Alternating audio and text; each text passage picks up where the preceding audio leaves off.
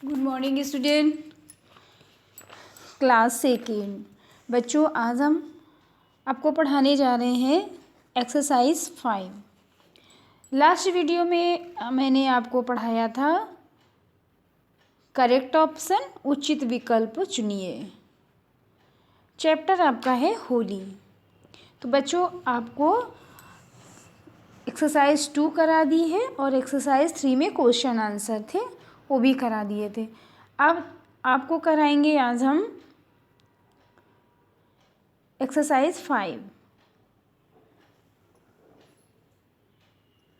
तो एक्सरसाइज 5 में है रिक्त सही शब्दों द्वारा रिक्त स्थान भरिए या रिक्त स्थानों की पूर्ति करिए, जिसको आप इंग्लिश में कहते हैं fill in the blanks. Blanks माने होता है खाली, और यहाँ पे जो जगह है उनको फिल करना है। ठीक है, तो यहाँ पे आपको ऑप्शन भी दिए हैं, ऑप्शन को देख के आपको सही यहाँ पे फिल करना है। ठीक है, तो आपका है का नंबर। होलिका हिरण्यकश्यप की बहन थी, पुत्री थी, क्या था? तो होलिका जो थी हिरण्यकश्यप की बहन थी। तो आप किस पे करेंगे टिक? बहन पे। और यहाँ जो आपका स्पेस रिक्त है वहाँ पे आप फिल करेंगे बहन। ओके बच्चों, यहाँ पे आपको करना है बहन, और वहाँ जो बहन लिखा हुआ है वहाँ पे आपको टिक करना है। ठीक है, अब आता है खा नंबर। होली का त्योहार है किसका? रंगों का, रोशनी का, रंगों का। तो बच्चे सभी जानते हो कि जो रोशनी होती है वो दीपावली में होती है, और रंग खेला जाता है हम लोग का होली में। तो जो होली होता है वो रंगों का त्योहार है। तो यहाँ पे क्या करेंगे? होली के रंगों, यहाँ लिखेंगे रंगों, फिर लिखेंगे का त्योहार है। ठीक है, तो यहाँ जो रंगों हैं उस जगह आप टिक करेंगे। ठीक है बच्चों,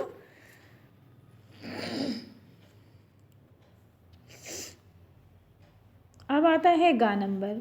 हिरण्यकश्यप एक भक्त था, राक्षस था, क्या था? एक राक्षस। हिरण्यकश्यप एक राक्षस था।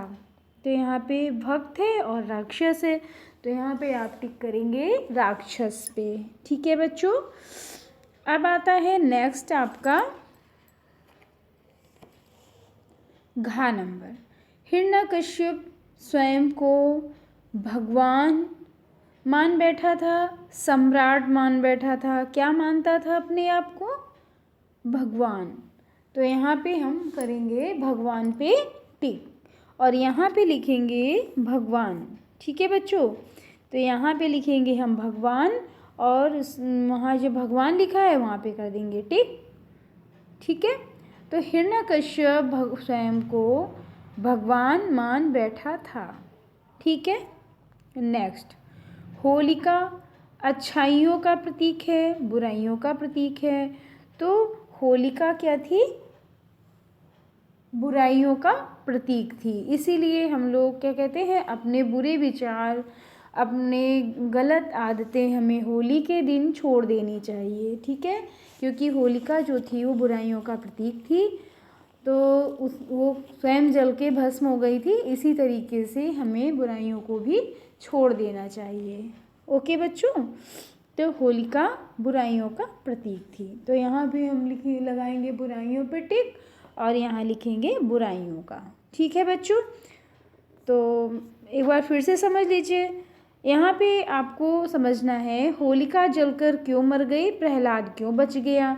तो जब आपने स्टोरी पढ़ी थी तो उसमें हमने आपको बताया था कि हिरण्यकश्यप की बहन थी होलिका, और हिरण्यकश्यप ने जब सारे उपाय कर लिए प्रहलाद को मारने के लिए, तो उसने ये सोचा कि हम क्यों ना अपनी बहन को आजमाएं, क्योंकि बहन के पास एक शॉल है जिसको ओढ़ के जब वो बैठती है तो आग उसको जला नहीं पाती है। तो यही सोचकर हिरण्यकश्यप ने अपनी बहन को बुलाया था, लेकिन जब वो शॉल को ओढ़ के बैठी है तो तेज़ तूफान आने में जो शॉल थी उससे हिरण्यकश्यप ढक गया और होलिका से शॉल अलग हो गई। तो जो आग की लपटें थी उसने होलिका को जला दिया, और जो कि उसको वरदान था कि जो कोई इस साल को उड़ के बैठेगा तो आग उसका कुछ नहीं कर पाएगी। इसलिए जब साल उड़ी और प्रहलाद के ऊपर साल चली गई तो प्रहलाद को जब उस साल ने ढक लिया तो प्रहलाद बच गया, और होलिका के पास से साल हट गई थी, इसलिए आग की लपटों ने होलिका को अपने आगोश में ले लिया और होलिका जल गई। ठीक है, तो होलिका क्या थी? बुराइयों का प्रतीक थी।